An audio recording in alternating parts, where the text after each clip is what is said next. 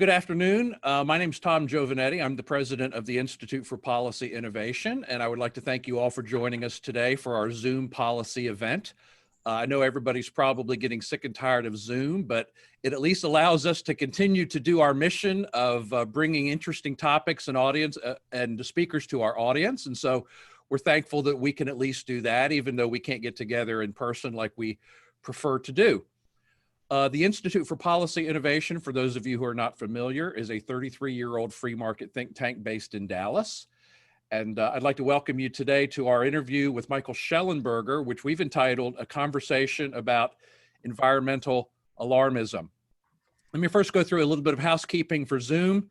Most of you probably already know this now, but you can control whether or not your video camera is on or off. So while we're happy to see your smiling faces and your spare bedrooms and your dining rooms, if you don't want us to see you, you can turn your video off.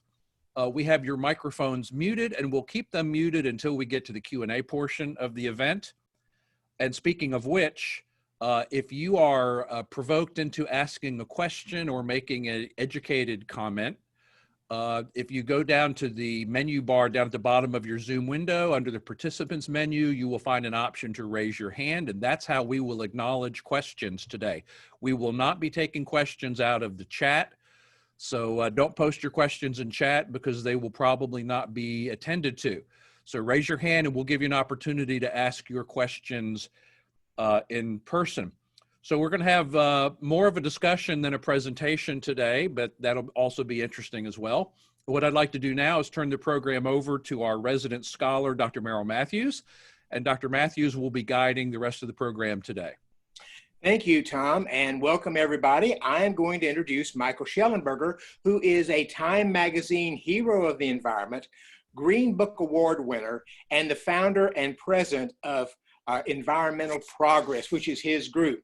We're going to be talking a little bit about the themes and so forth that he addresses in his new book, Apocalypse Never, Why Environmental Alarmism Hurts Us All. This just came out. It has become a bestseller. He just mentioned that apparently it's become a bestseller in either England or Europe as well. It's a large book and very well written. And it raises a whole, just a number of themes that we're going to try to discuss today. He has been a climate and environmental activist for over 30 years. He addresses policymakers around the world, including in the US, Japan, Taiwan, South Korea, Philippines, Australia, the United Kingdom, the Netherlands, and Belgium. The Intergovernmental Panel on Climate Change invited Michael last year to serve as an independent expert reviewer of the next assessment report. And he is an environmental journalist who has written a number of stories about things like deforestation in the Amazon and a number of stories because he's been to these places and just brings a wealth of knowledge to this issue. And what's unique about him is he is an environmentalist who has begun to raise some questions which the environmental movement tends not to want to discuss. A number of us ask questions about things like, are the wind turbines and the solar panels, are they that good for the environment, or are there some issues? There are some issues. Michael's willing to talk about them. The environmental movement often doesn't. Plus, he's pointed out, as he just mentioned a minute ago, oil saving the whales, and the notion that moving to the fracking boom, which has led us to natural gas, which is abundance of natural gas, which has helped decrease carbon release into the atmosphere, has been a positive. We may move past that at some point, but it's been a positive. So he just takes a number of different positions than the standard environmentalist, and he raises a number of important points. So with that, we've asked Michael to just take a few minutes to highlight sort of the major theme of his book, and then Tom and I, and then in a few minutes, Sterling Burnett of the Heartland Institute will jump in, and we'll just have a conversation for a few minutes, and then we'll go to your questions.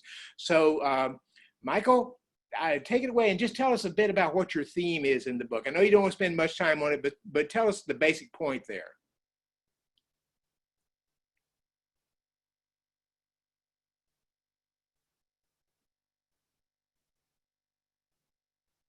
Is he there?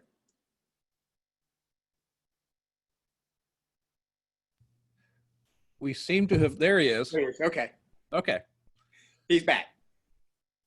All right. Let me, okay, Michael, you are unmuted. Okay. So I've introduced you, Michael, and mentioned that you were just going to take a minute or two to talk about the basic theme of your book, and then we'll have an interactive discussion. Sure. So Apocalypse Never is really about the subtitle, which is why environmental alarmism hurts us all. And so the first third of the book goes through popular environmental myths. We point out that climate change is real, but it's not the end of the world. It's not even our most important environmental problem. That that what Brazil is doing in the Amazon is not different from what the United States and Europe did in terms of clearing its forests and creating farms, and that there's not been as significant of an increase of deforestation and fires as people have imagined, and that efforts by Greenpeace in particular, but other NGOs, have actually resulted in more forest fragmentation, really out of adherence to a kind of neo-colonial Malthusian view. And then we look at, chapter 3 is on plastics. I describe why plastic waste it does cause harm to sea life, but it's not the most significant factor. And mostly the plastics, 99.9% of the plastic dissolves in the oceans, which is great news. But really, if we want to reduce waste going into the ocean, that means nations need to develop. And we should also recognize that plastic from fossil fuels, particularly petrochemical industry, have been important substitutes for natural materials, including ivory in elephants, sea turtle shells, and other elements of the natural world that I think most of us want to save. And so substitution is important. Chapter 4 is about how we're not causing a sixth mass extinction. We're not in a sixth mass extinction. Claims that we are false.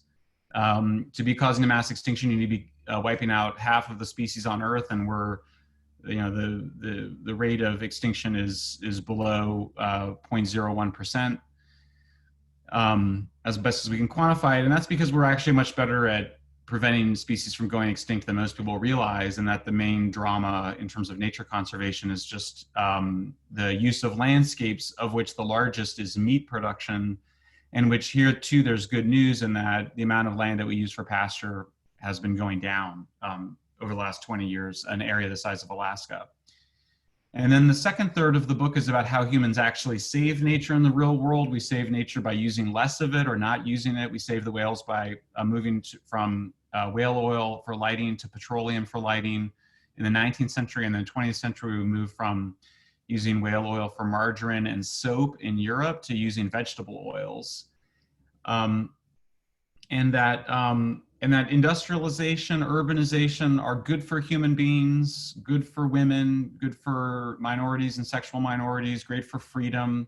But it's also been good for the environment as nations, after they industrialize, the Kuznets curve is real, and we're able to return more of the natural world by using less land for farming and also moving towards energy-dense fuels and power-dense forms of electricity production, away from wood and dung towards coal, towards petroleum and natural gas, towards uranium, and that energy pyramid sort of constitutes energy progress, which is also moral progress and environmental progress. And so then the last third of the book, I asked the question of why, if environmental problems are real, but they're not the end of the world, did people come to see them as apocalyptic? And why do apocalyptic environmentalists oppose the solutions, the obvious solutions to the environmental problems that they claim to be more alarmed about than others? And I look at money, power, and religion, giving full weight to all three factors, but ultimately concluding that apocalyptic environmentalism is the dominant secular religion of global elites who are experiencing severe anxiety by their return towards nationalism within the nation state system, that their power is genuinely threatened, and that they've constructed a kind of global ecological discourse as a way to maintain social, cultural, economic, and political power.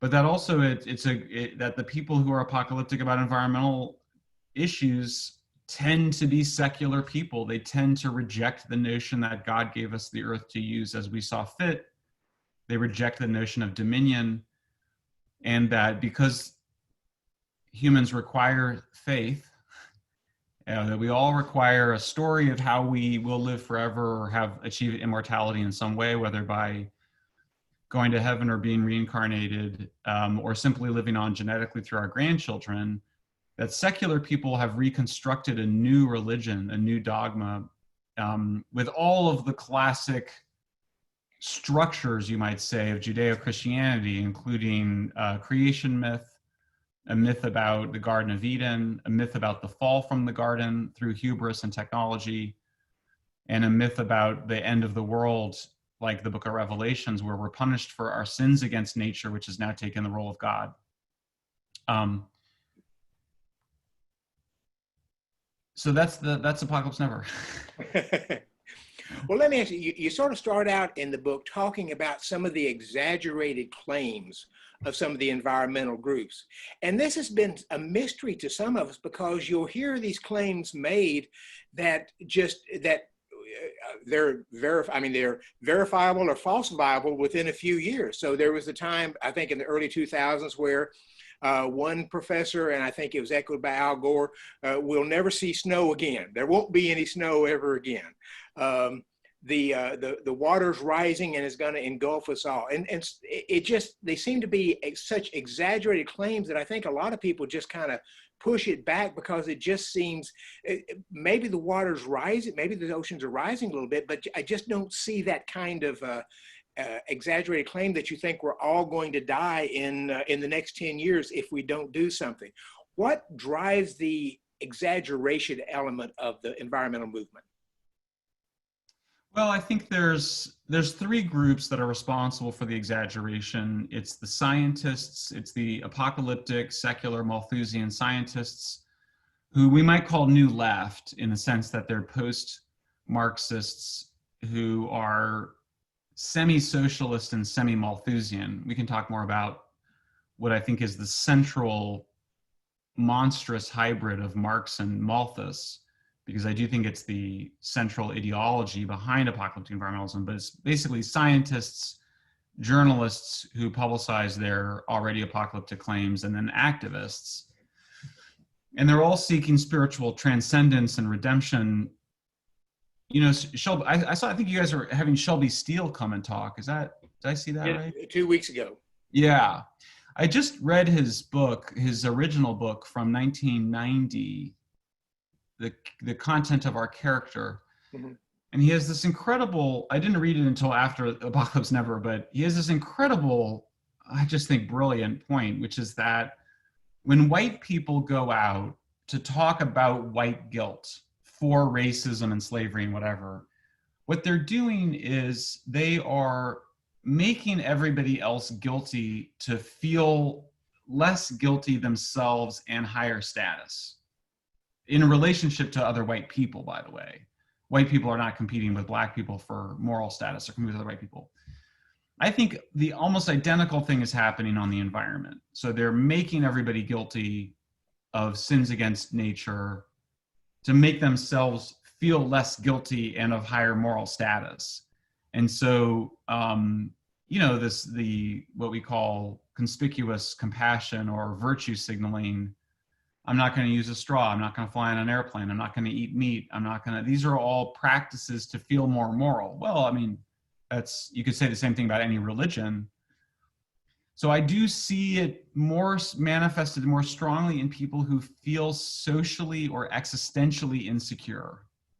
Greta Thunberg suffering, in her own terms, Asperger's and OCD and depression, isolated from her peers, uses climate change, uses climate activism to get social and status rewards from her parents, from her teachers, from her peers, ultimately becomes the most popular girl in the world. So the rewards are real, and so there's many economic, political, scientific, institutional, and spiritual rewards for engaging in apocalyptic rhetoric. I guess that's the short version. Which raises an interesting point, because you touch on this, people trying to make everybody else feel bad to sort of cover their own.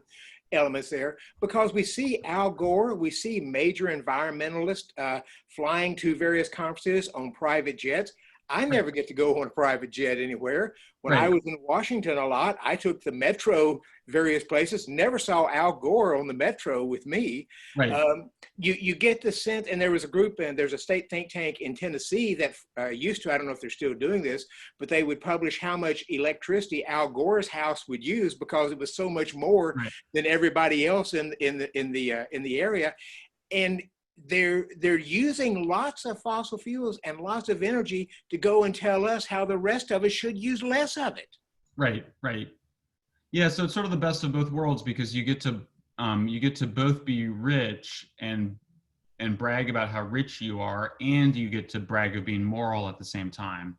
And then superficial behaviors become the basis for claiming higher social status and moral superiority. Now, again, there's a moral code that's being introduced as a replacement moral code to the traditional Judeo-Christian moral code. And that's important. It's a full-blown alternative morality. And so there's an incompatibility as well between adherence to this new morality and adherence to the older morality. And so some of what's happening is just a competition between moralities, or one even might say between religions. In fact, the best book on how environmentalism is a religion pairs it with an understanding of how basically the libertarian worldview is the other big morality, the other big religious tradition. And so there's a clash going on of moralities in a contest. And clearly the new apocalyptic environmental morality is ascendant. It has more cultural power, but it's being challenged as well by Brexit, by Trump, by the reversion towards nationalism. Now, I'll mention one more question here, and then I'll turn over and let Tom ask a question or two. But where you come in different is you're very pro-nuclear as the best clean energy source out there. And you also, there was a time when the environmental movement said moving to natural gas reduces carbon emissions. That's a good transition fuel as we try to move to something that's cleaner, or to a real clean energy. So you've been less critical of those. You're very supportive of nuclear and less critical of fracking, and argue that that's actually been a benefit to us as we make that transition. Discuss both fracking and nuclear energy a little bit. Sure. So, I mean, one way to look at it is there's really just two ways of life and two forms of energy. There's renewable energy, which sustains small farmer economies, pre-industrial economies, what we might call the economies of poor nations today, or what we used to all be 200 years ago. And those are renewable powered societies. They use wood, water wheels, wind, wood being a form of solar energy, so is wind, as their primary energies. And then you have industrialization, and that's what all of us enjoy. Those are with concentrated energies, and those include fossil fuels and uranium. Another way to think about it is that there's more of a pyramid than that even, in that there's really three phases. There's renewable energy, wood, dung, water wheels, wind turbines, and then there's fossil fuels. And then there's nuclear, which doesn't use combustion and splits atoms to release heat that powers turbines. I tend to view it as, even within fossil fuels, we're in the big fuel transition right now globally, and the United States transition from coal to natural gas. You know, emissions are rising, you know, much more slowly thanks to abundant natural gas. And so, but if you think about it as a progression, and you think it's going in the right direction, and that things in general for people are going in the right direction, then that transition is the right transition to make. And so it is that is a wrong question to ask, are you in favor of natural gas, which is a question that environmentalists have been asking themselves. That's the wrong question. The question is, are you in favor of natural gas when it replaces coal? Well, almost everybody is in favor of that, except for maybe the coal miners, you know, and their representatives. But I mean, there's just hard to find people that are like, no, I think coal burns more cleanly than gas. It's just physically an inferior fuel. Gas is a clearly superior fuel. Every housewife or chef or anybody that cooks in their kitchen can tell you that that gas is superior fuel. Arguably, it's even better than electricity, at least for today's pots and pans. But then you say, well, is natural gas better than nuclear? Now, you might say yes if you think nuclear is unusually dangerous, but if you're actually relying on the best available science and you know that nuclear energy power plants are the safest way to make reliable electricity, then you would say no, nuclear is better than natural gas. It requires a smaller footprint. The mining for the uranium requires much less material throughput. Most of the mining is now done underground with slurry, and so it just comes, they force hot water underground and it comes out. And the power plants themselves are just these tiny little plants that fit on, just a patch of land. 3 football fields contains a nuclear plant in California that powers 3 million homes. Natural gas operations, you have to have the fracking sites, you have to have the pipelines, you have to ship the gas around the world. It's just much more material throughput and much more danger because those gas pipelines explode and people die.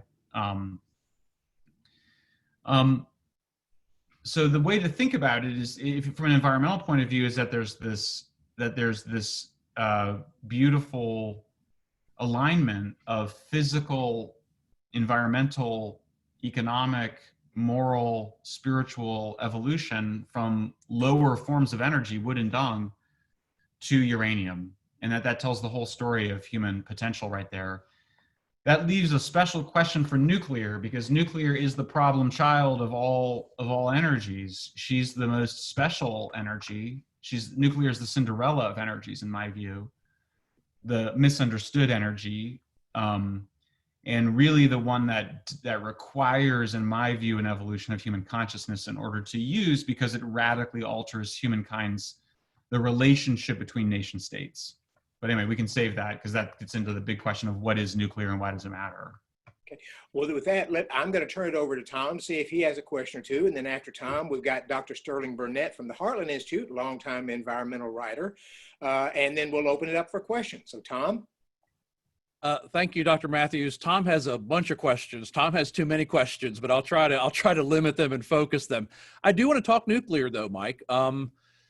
It seems to me that the world would be a very different place if we had continued the nuclear development on pace with the 60s and 70s. France went very heavy on nuclear, and a surprising amount of their overall energy is produced by nuclear. I pay a little bit of attention to this myself, and I'm aware of the fact that we may actually be on the precipice of some breakthroughs, like with tokamak reactors and things like that. How close are we to breaking out of this sort of current paradigm with nuclear where the public seems to be afraid of it? Is it going to require some more technological breakthroughs? Well, let me answer the last question first. No, the future of nuclear is mostly not going to be dependent on changes to the fundamental technology of nuclear power plants or of nuclear weapons production. That what determines nuclear is not something in the particular machines or the design of those machines, but what determines it are geopolitics, I think, first and foremost, and sort of the evolution of human consciousness, to kind of sound very hippie in California. So just to start with how to think about nuclear, because it's not obvious how to think about it. In fact, the argument of Apocalypse Never, and it's not completely developed in this book because, honestly, because people weren't completely ready for it. But the big point about nuclear is that it is a radical alteration of human relations. And this was understood right away. In fact, this has been understood for 120 years. If you go back to the earliest writings on radiation, Eugene Rutherford, who won the Nobel Prize for Physics in 1901, wrote a book about radium that was inspired by Marie Curie and her husband Pierre, and he described, the energy density of nuclear powering, steamships, and he even had this really funny quote where he talks about the power of nuclear is going to allow us to melt the polar ice caps. It's going to be world-changing event. That was a good thing. Yeah, like it was a good thing. You would want to do that. Yeah. So nuclear is this absolutely singular event in human history, and it's going to be it's going to be viewed as a singular. If humans continue to exist, I mean, I think they will. Unless the aliens invade or, I mean, even nuclear war, I don't think. First of all, I don't think is ever particularly likely, and I don't think would end what humans are doing, or we might evolve into something else. But even then, our post-human ancestors will still look back on 1945 as clearly a threshold moment where we passed into a new era, and one that psychologically we still haven't come to grips with. I'm going to give us 100 years, not 75, to be able to fully come to grips with what's going on. But it's just such a radical power. And today, by the way, is the 75th anniversary of Hiroshima. You guys all may know that. It's a very significant day. So that is such a shocking event to have control over that amount of power, obviously for a weapon. And that's sort of the main event in some ways, but even just as a power source, it just changes our relationship to the natural world, and thus it changes our relationship with each other. Right away, the smartest people in the room knew that nuclear would alter the relationship between nation states, that if the new fire, spread, then it would mean that small states would, for the first time in human history, be able to defend themselves against large nation states. And that's clearly what's playing out in the relationship between North Korea and the United States. There's no serious nuclear weapons expert that thinks that North Korea will ever give up its weapon. That sets into motion a bunch of very challenging questions for the existing nuclear non-proliferation regime, including, why does North Korea get to have a weapon and Japan doesn't? Why does North Korea get to have a weapon and South Korea doesn't? Well, the answer from the official sources is because the United States will protect Japan and South Korea. But will we? We're letting China take over much of the South China Sea. It's not obvious that the US nuclear umbrella is the best way to guarantee the security of our partners in Asia. And in fact, in my reading, the nuclear armed Britain and France have made the Western nuclear umbrella more robust, not less robust. So I do think the nuclear as a weapon is going to continue to spread. It may spread in the Middle East before it spreads anywhere else. So, the Chinese are now helping the Saudis develop uranium enrichment, which is one of the prerequisites to developing a weapons program. So the main event is weapons, just to be kind of completely transparent about it. And so and that was understood, by the way, in the 40s and 50s and 60s. And the idea of the US should be involved in building nuclear power plants was viewed as a way to prevent the weapons from spreading to our enemies. That was why we wanted to do atoms for peace. In the 50s, it was to be involved in nuclear was viewed as more secure and consistent with US interests abroad than just trying to stop it or prevent countries from getting it. Fast forward to today, the Democrats switched their views of nuclear in the late 60s and early 70s. Democrats, environmentalists, the left, they changed their view. They become anti-nuclear weapons and anti-nuclear energy in the late 60s and early 70s. And they really believe that they can put this thing back in the bottle. They can put the genie back in the bottle. And they won't admit to it publicly because they know they'll be ridiculed for it, but that is the underlying driver behind the desire to shut down nuclear power plants. And everything else, the propaganda about the waste, the so-called problems with the design, with the water-cooled design, the so-called accidents, but the so-called disasters, is all of that is just a function of this incredible fear of this power and the inchoate nature of it and the ways in which that fear maps itself and displaces itself onto power plants and everything else that involves nuclear energy. So let's talk a little bit about this idea of the left wanting to put the genie back in the bottle, because for many of us on the right, part of why we have been sort of provoked into being so defensive on environmental issues is that it seems like that the environmental movement has essentially been an attack on capitalism. And the argument has been somehow that capitalism itself, property rights themselves, the profit motive itself somehow is inherently harmful for the environment. And so we've got to return to a pre-capitalist sort of subsistence level of existence in order to be in harmony with the environment. But, you know, for those of us who think capitalism has been a tremendous boon to mankind, we look around and we see one of the first things that a wealthy society does is clean up its environment. I mean, there seems to be almost some sort of a predictable curve that in an early industrial period, yes, that's bad for the environment, but then as a particular economy progresses, one of the first things they do, one of the first luxuries they buy for themselves is a clean environment and to clean things up. So would you comment for a moment on this idea somehow of environmentalism sort of as an attack on capitalism? Yeah. So let's see. So, I mean, in Apocalypse Never, I defend markets and I argue that greed saves the whales, not Greenpeace is the name of one of the chapters. And it sort of makes the argument that you just said. Price serves as a way to communicate scarcity, and communicating scarcity is important because it incentivizes the development of alternatives. So scarcity in ivory and sea turtle shells, at least the story goes, and scarcity in whale oil led to exploration, which led to the development of substitutes. And that's partly true, although I would just say that it's less the scarcity than more of the just overall rising demand.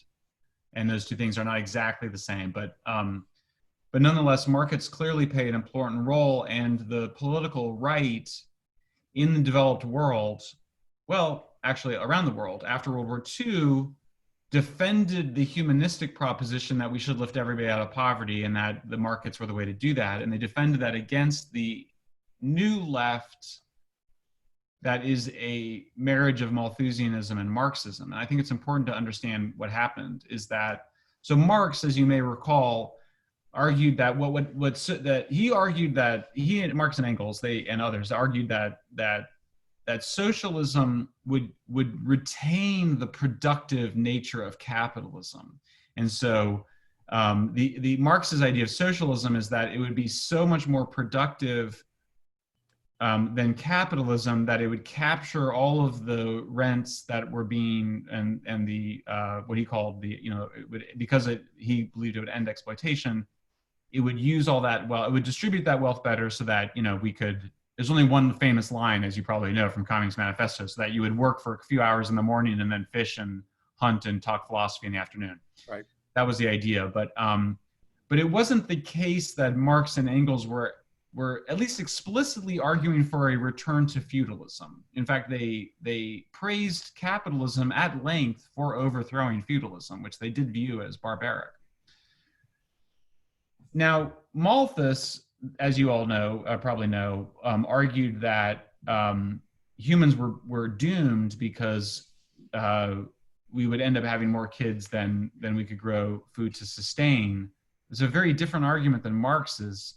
And of course, Marx's famous, creative destruction concept is used by Schumpeter to kind of describe the engine of growth, which was the use of technology and entrepreneurialism to radically change modes of production. Malthus rejected both the Schumpeterian creative destruction part of it and the humanism. In the book, I describe how I really think Malthus did hate people. What appeared to enrage him were his father would talk about the ideas of Godwin, the British philosopher, I guess John Godwin, and Marquis de Condorcet, who's the French Enlightenment thinker. They wrote these books that are basically the Steven Pinker of their day that said, with technology and reason, everybody can be rich. In fact, humans will probably be immortal, Malthus just hated this idea. And so there was a kind of class hatred as well, a kind of aristocratic hatred of the idea that all the plebes, or what we might call the deplorables, should be able to enjoy the same living standard as all of us. It's an aristocratic view. How does the aristocratic view and the Marxist view marry itself? That was driving me crazy for almost a decade. And in Apocalypse Never, I get to the bottom of it, which is basically, it is the marriage of a kind of aristocratic radicalism and a Marxian socialism, in that there will be redistribution. We will all become poorer. The idea is we will all become poorer, and there will also be redistribution, so that we'll make food and energy expensive in the rich world, and then we will divert all of the World Bank funding from development to, I don't know, I guess you might just call it bullshit if we're being honest. Solar panels, empowerment workshops, hand pumps, water wheels, and stuff that can't result in industrialization or development.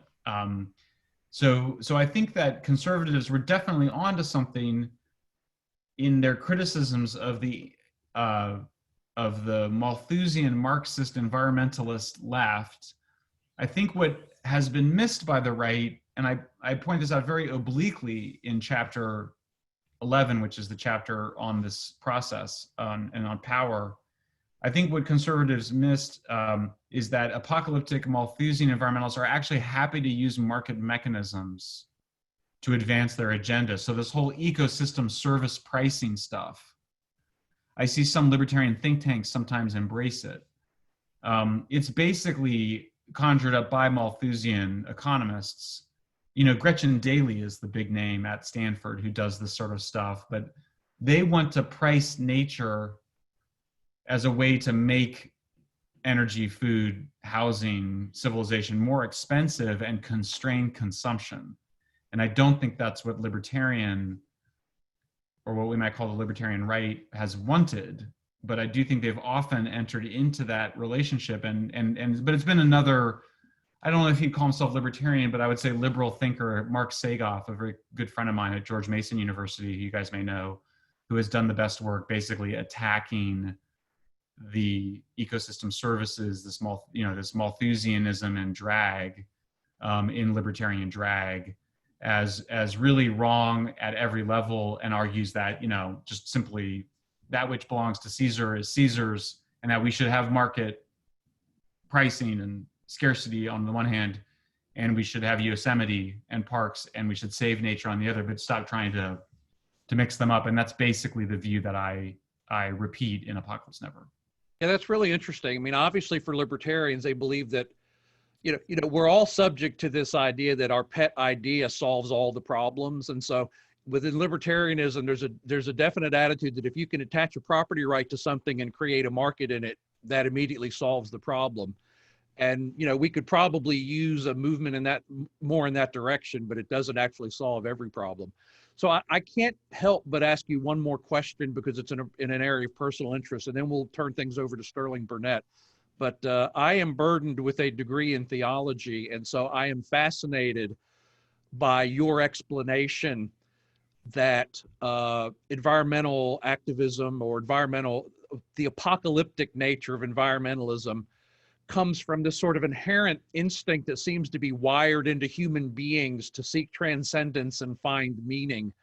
And again, this is something sometimes we're guilty of on the right too, right? I mean, we tend to think that, cutting taxes will solve every problem too, so that's always our prescription for everything. But I'm really personally very fascinated by this portion of your book, because I think if you can accept the fact that human beings are wired to seek transcendence and to seek meaning, it explains a lot that goes on, not just in the environmental movement, but in politics in general. Yeah, and I should say that I think that my view, and I do draw on scholarship for this, because in every stage, by the way, in fact, I was not trying to write an original book, or what I should say is I was trying to write an original book that relied on a series of unoriginal findings. And that was very deliberate. In other words, I wanted to stay very close to the mainstream view in every field that I looked at. And so honestly, the mainstream view in psychology and in anthropology is that humans have a very profound fear of death, and that's unusual among animals because we're the only animal that can contemplate its death. My dog doesn't think about its death. It might have fear, but it doesn't know that it's afraid of dying. Humans know that from the age of around 3 or 4. And so the research suggests that we And that's for good reasons, by the way. We should have a fear of death. If you don't have a fear of death, you're you're in trouble. You're in trouble. But then because we're such complicated creatures, it goes, well, so first of all, it goes unconscious, because you can't be so scared of death that you can't like just get on with your life and make breakfast and, go to work. So you have to repress it, but then it means it comes out in all sorts of ways that you may not control. And so this is a huge explanation, obviously, for religion, and that we have to tell a story about immortality in order to, just be like, why am I here? Am I just to be food for worms? What's the point? And so we construct all these stories. One of the most obvious and common is grandchildren. I always point out, my parents are at their happiest when they're with a lot of their grandkids. Why? Well, I think according to this theory, which I think is pretty consistent with evolutionary theory, evolutionary psychology, they look around at their grandkids and they like see versions of themselves that they know are going to live on long after they die. And it's why the deaths of children and grandkids are so traumatizing as well. So I think it's natural. And then the idea would be that it's less likely to cause trouble for you if you're aware that you have it and you have some story about it. That it's not, the idea is not to not want it, but to manage it well. And so just to very simply, unhappy people, insecure people for whom bad things are happening in their lives, I think that would be like all of us, certainly for me, at those moments, unhappy people can become more worried about their deaths, extremely worried about their deaths, but they're actually more worried about, are they not living their life in the way they want to live it? But they become death oriented, and then seeking some kind of power socially, start to engage in the kind of behaviors I describe of telling everybody that they're bad for eating meat or driving cars or flying on airplanes, and that the world is going to come to an end, and kind of getting attention-seeking behavior to gain status, that these are all manifestations of unhappy people who don't have a strong faith. So I think that it's also consistent with these findings that Christians and other people of religious faiths are happier. I think they are, and they're more secure in their lives as well as in their deaths. And so secular people, anyway, by the way, this is all Friedrich Nietzsche. When he said God is dead, he said there's going to be, which he meant that, what he meant, by the way, because people must understand it, is that people were still going to church, but they were doing things that suggested they didn't believe that they would be punished by God for their immoral behavior. So he was seeing inconsistent behaviors, immoral behaviors, that suggested that people didn't really fear God in the way that they had a couple hundred years earlier. And this is already late 19th century. And he said there's going to be huge consequences to this, because humans he knew, this is why he's one of the greatest philosophers of all time, he knew that humans needed religion, and he was exactly right. We created communism, fascism, and then it was the inheritors to those religions that are the extreme political religious movements we see today. Yeah, no, thank you. That's great. Let me turn things over to Sterling Burnett. Sterling has been writing on environmental policy for most of his career. So Sterling, fire away. Thanks, Tom and Merrill, for having me on, and thank you, Michael, for what you've written and the work you do.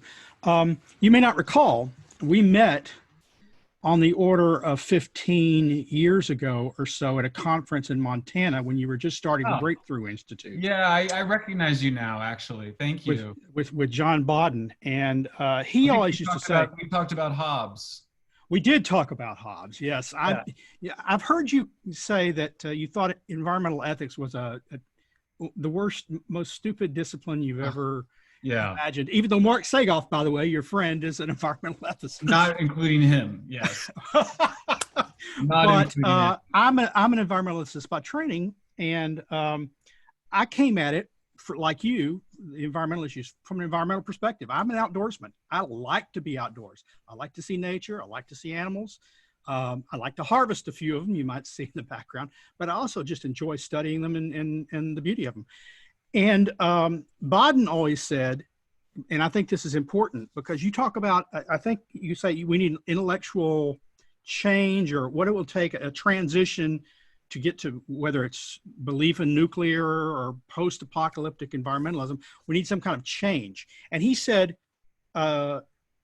people don't care what you know until they know you care. And so libertarians are often attacked for being too technocratic, that they want to put numbers on things. And I've always said, look, when you're talking to someone worried about endangered species, you don't win them over by saying, look how much we're spending to save this species, because you're missing the point. Right. It's like talking to a pro-life person about abortion, claiming, well, but it prevents a lot of crime because many of these people will grow up to be criminals, or a pro-choice person saying, oh, well, they'll bring sort of technologies into the world, and you're missing the point that they're arguing about.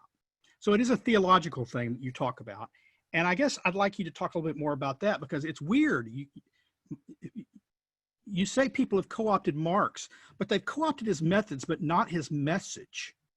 Because Marx, like the libertarians until the ones that became market libertarians, they believe that humans are the primary.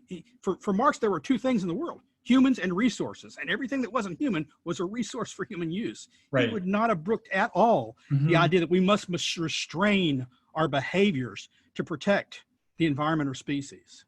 Right.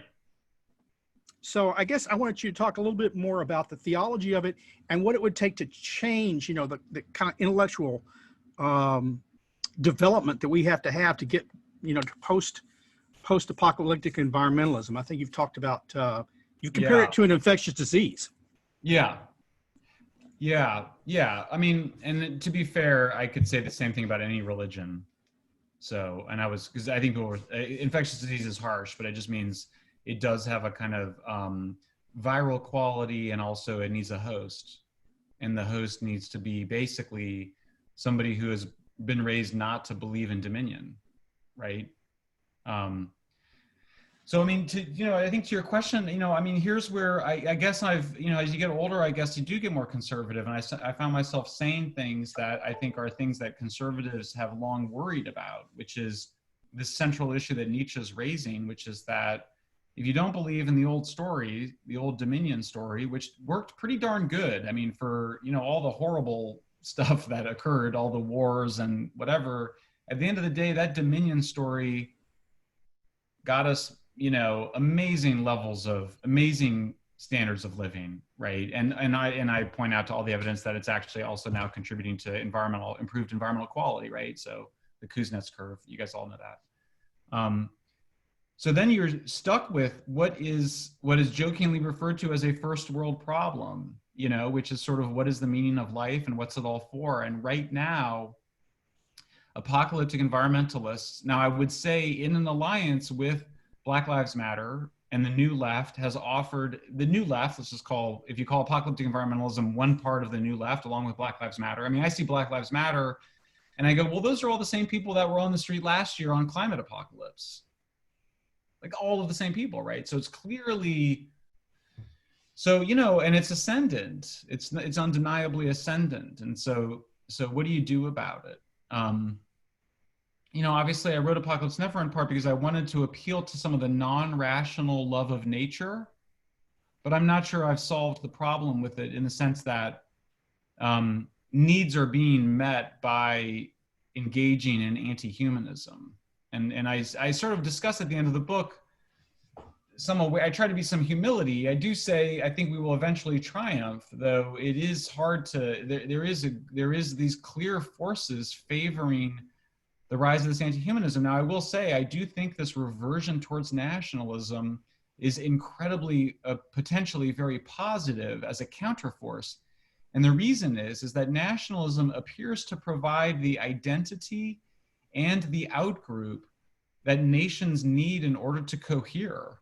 And so I see all of these identity-based movements on race and sex and gender, and I think also on the environment. I'm not quite sure I figured out how. They all seem to be in reaction in some ways to the rise of nationalism or the return towards nationalism. So part of me, I want to answer your question, and it's as you can tell, it's not fully fleshed out at the end of Apocalypse Never, and certainly in the time since it's come out. But your question, I think, goes to it, which is, it seems to me that the counter religion that we need is nationalism. It's not libertarianism, because I think libertarianism is actually another global religion. Markets are important, but it seems to me that we need a new nationalist identity. I would wish it would be liberal and progressive, by the way. I mean, I still, for as conservative as progressive environmentalists think I am, I still favor a more Canadian system in almost every way, by the way. healthcare, immigration, guns. But and I know that that's not going to happen because we're not Canada. But nonetheless, I kind of go, I want to be in a conversation with people, and this is why I talk to everybody, you know, and when I have friends on left and right, is we need to figure out a new national identity. I think for the survival of America, and for the, you know, I don't want to be too grandiose, but certainly for the survival of liberal democratic civilization, which I think is ultimately viewed as the enemy of these radical left movements, including apocalyptic environmentalism. So before Sterling asks his final question, hint, hint, Sterling, I want to invite our guests to, if you have a question, again, go down to the participants menu, click on the raise your hand option, and your question will show up in a queue, and we will recognize folks in order. So we do not have any questions right now. So if you want to ask a question, go ahead and click on raise your hand, and we'll give you an opportunity to ask Michael your question. Sterling, go ahead. By the way, I pushed back my next call for 15 minutes if we need to go over. All right, thank you. We started a little bit later. Yeah. Okay, go ahead, Sterling. So the quick question is this, because you think if you're going to convince people who are worried about the environment that we need to do something about that markets might help the environment, you need to show them that the policies they promote harm the environment. I mean, that the very things that they're pushing are destroying the things they purport to care about. Now, not all environmentalists, the people who've latched onto it are true environmentalists, I suspect. But many are. And you talk about this, you talk about energy density. So how did the concept of energy density, what is it, and how did the concept of energy density shape your view of the book, the views contained in the book? Yeah, and let me make one point before that, which is sort of a meta point, which is sort of that what I'm trying to do in Apocalypse Never is address what you could call the head, the heart, and the spirit, which is sort of, it's a book with a lot of footnotes.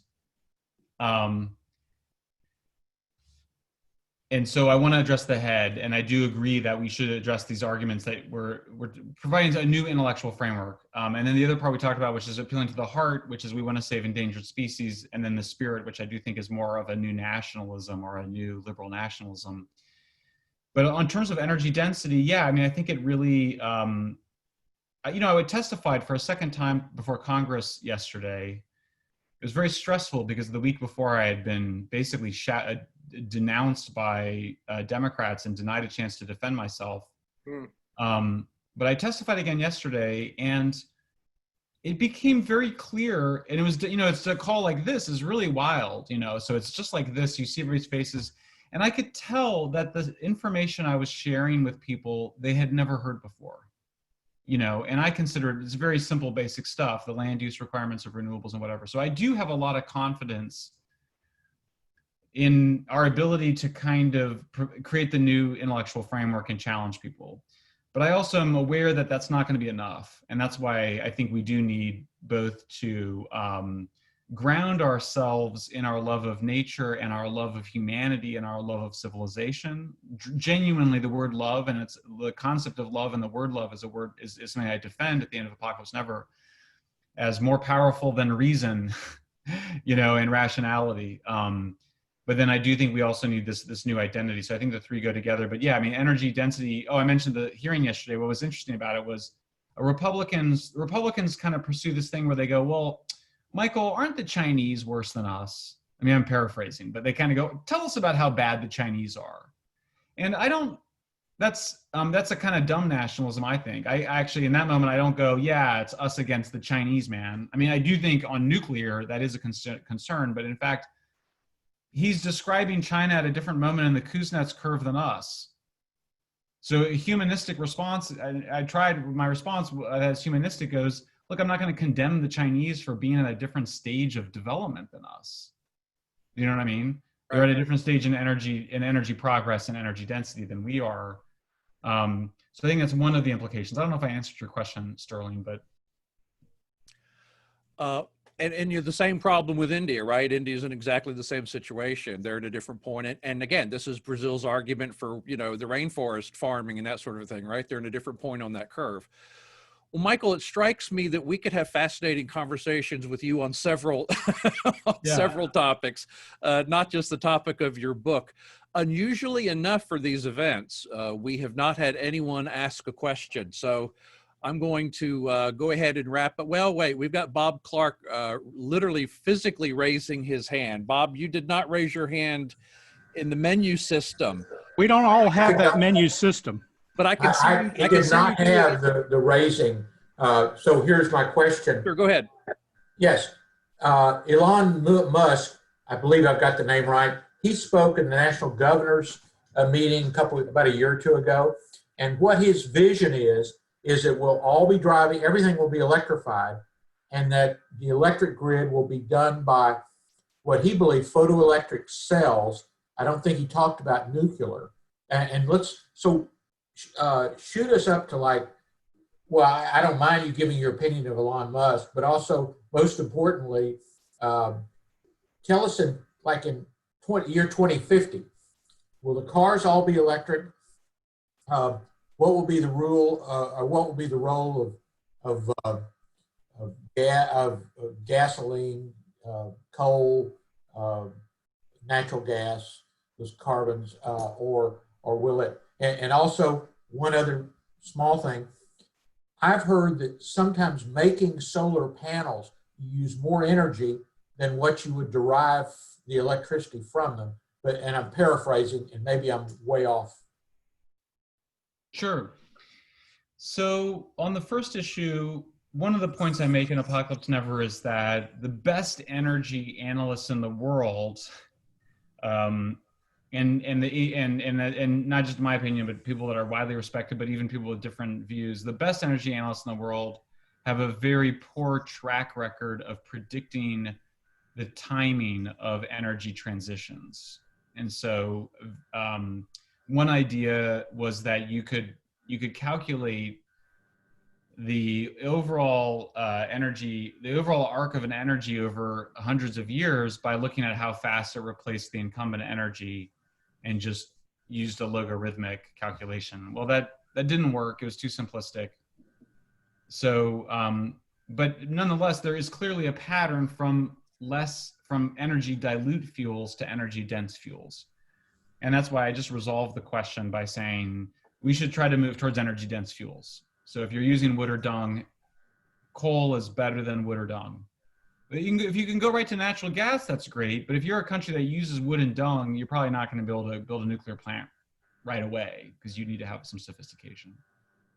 In terms of solar, I just view solar and wind as renewables. And so even the modern renewables have the same fundamental problems that older renewables had, which is their energy dilute nature, and the land and labor inefficiency are fundamental problems towards their widespread deployment. They only exist at a high cost in terms of subsidies, higher electricity costs, which reflect the externalized costs of managing the unreliability, the large land use, and even the waste, which the decommissioning and waste are not included in the cost of solar and wind projects. So I view them as I view wind and solar projects as a religious ritual, not a significant energy transition, and we'll do as much of it as we are religious, as we are irreligious, or whatever that is. Does that answer both your questions? Or did you have a question about electric cars? Yeah. I can say something about electric cars. Give your personal opinion of Elon Musk. Have you ever heard him speak? He's a pretty compelling speaker, and I believe last week he had a success with his SpaceX or something, although it was not done by renewable energy. Yeah, I think Elon has taken existing rocket technology and made it more efficient, and made rocketry more efficient and more cost effective than government would have. So I think he probably deserves some credit for that. I think the Tesla is a really interesting car. I think it's a really interesting luxury car. I think the inherent problems to batteries, I still think exist and are going to be a barrier to its widespread use. I tend to think we'll go to hydrogen fuel cell cars eventually rather than electric cars, but I allow a larger possibility that I'm wrong about that, than about other issues, because I do think there is some possibility that we will have electric battery cars if it evolves in some other way than we can imagine now. But honestly, I didn't even address it in my book because I didn't feel like, I feel like, replacing gasoline and jet fuel are going to be the hardest fuels to replace. It's just so difficult because the energy density of gasoline is so amazing. And even with hydrogen, it doesn't look like we'll get those energy densities. So it's not obvious what comes after. And I think jet fuel is even more of a nightmare. I mean, will it be some kind of a hydrogen gas or a liquefied hydrogen, like basically will jet planes become like rockets? At that point, we're probably still 100 years away. Do you know what I mean? Yeah. And mostly a lot of these energy transitions occur, by the way, as transportation revolution. So we get to gasoline, obviously, from moving from horse and carriage to automobile. Those are really rare transitions. And so, you go from propeller airplane to a jet airplane. You're making an energy transition, but I think getting to those advanced vehicles and jets, it's still probably the farthest in the future. And so I just didn't deal with it much in the book. So Michael, that raises an interesting question since you brought it up. The number of electric vehicles that are sold in the US is minuscule. It's minuscule. Most people don't want them, at least right now, unless they can afford a Tesla. And yet GM has said in the next, I think, 3 or 4 or 5 years or so, they hope to have something like 15 or 20 new electric vehicle models out there. They say they're transitioning over to electric vehicles, which it doesn't sound like the consumers are driving this. It sounds like the companies are driving a push of making electric vehicles that consumers may or may not want. Yeah. And the subsidies going to my rich neighbors in the Berkeley Hills to drive Teslas are just terrible. So, yeah. Yeah, I mean, it's interesting. I don't spend a lot of time on it. I just don't think it's, I mean, there's so many bad subsidies. I worry less, honestly, about the subsidies for Tesla than I do about the subsidies for particularly industrial wind energy, but also industrial solar energy, which has really significant wildlife impacts. Mm-hmm. Those lithium mines aren't great in Peru, but they're not as bad as killing, bald eagles and whooping cranes. Michael, we had one question in the chat that I think is probably a good way to wrap up, because we talked about nuclear at length, but we didn't really talk much about the downside of nuclear, which is nuclear waste and the couple of so-called nuclear disasters that we've had in the 20th century. So what is for a proponent of nuclear power, what is the retort to the problem of disposing of nuclear waste and things like that? Yeah, I mean, so nuclear waste is why nuclear is the best fuel from an environmental point of view, and also from a human point of view, which is that what we call the waste is the used fuel rods. It is the only so-called waste product from energy production that is safely kept from the natural environment. Every other form of waste from energy production and every other form of energy production goes into the natural environment. So if you burn wood and dung, the smoke goes into the air and people breathe it. Same with coal and fossil fuels. Fracking fluids tend to be, disposed of in the natural environment. Wind turbine blades and solar panels go to landfills. So every other form of waste is uncontained except for nuclear waste. It's the best kind of waste. Also, because there's so little of it, all of the US nuclear waste can fit on a single football field stacked 50 feet high. So it's actually the byproduct that reveals why power-dense fuels are environmentally superior to low energy dense fuels. So then the question is, why are people so afraid of it then? Well, most people, most people are not, they just like see The Simpsons and they see the propaganda that suggests that it's leaking. I spoke to a former very senior Democratic Party politician a month ago, and he told me he was worried after he assured me he was pro-nuclear, he told me he was worried that the nuclear waste would leak. And I was like, what do you think's gonna leak? It's solid metal fuel rods. You know, so he's just being ignorant, but how did the fuel become viewed as super dangerous? Which, by the way, and there's no incident of civilian nuclear fuel, used nuclear fuel ever hurting anybody, much less killing anybody. So how did it come to be so scary? That's where I think it's just pure displacement from the nuclear weapons. There's some sense in which the used fuel could go off like a bomb or be used to make a bomb. It just gives people anxiety in ways that I'm not totally sure I understand, because there's these weird anomalies in the way people describe their fear. One of which is people say things like, they go, well, if you bury it underground, how will people 10,000 years from now know that it's dangerous? This has obsessed me. Why would you ask that question? First of all, why do you care about people 10,000 years from now? Bizarre. And then second, what's going to happen to us that somehow we're going to forget everything between now and 10,000 years from now? I think what they're saying, I think what they're expressing is unease with with this incredible power of nuclear and the lasting power of it, and the way that maybe it makes humans almost godly in our powers. I can't figure out what else motivates that level of a kind of spiritual concern about what at the end of the day is just a bunch of crappy fuel rods, you know?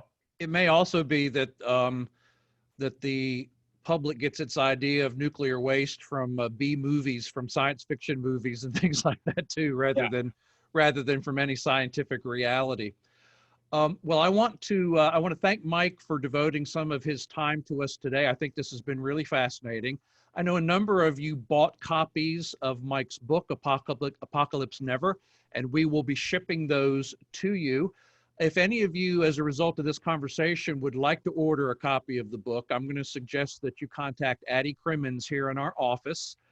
Her email address is Addie, ADDIE, @ipi.org, and we would be happy to arrange to get you a copy of Michael Shellenberger's book. The other thing I want to mention is that in about 2 weeks, we'll be doing another one of these Zoom events.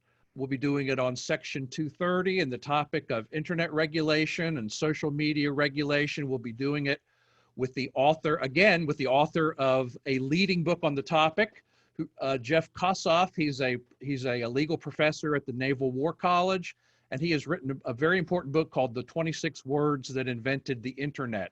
So we'll be doing an event with him in about 2 weeks, and we hope as many of you as possible can join us for that. So with that, I'll say again, thank you, Michael. Thanks so much. Thank you, guys. Thanks for doing what you've done, and we're delighted that your book has been successful. Thank you all for joining us, and we look forward to seeing you again in about 2 weeks. Thanks. Thanks, Tom.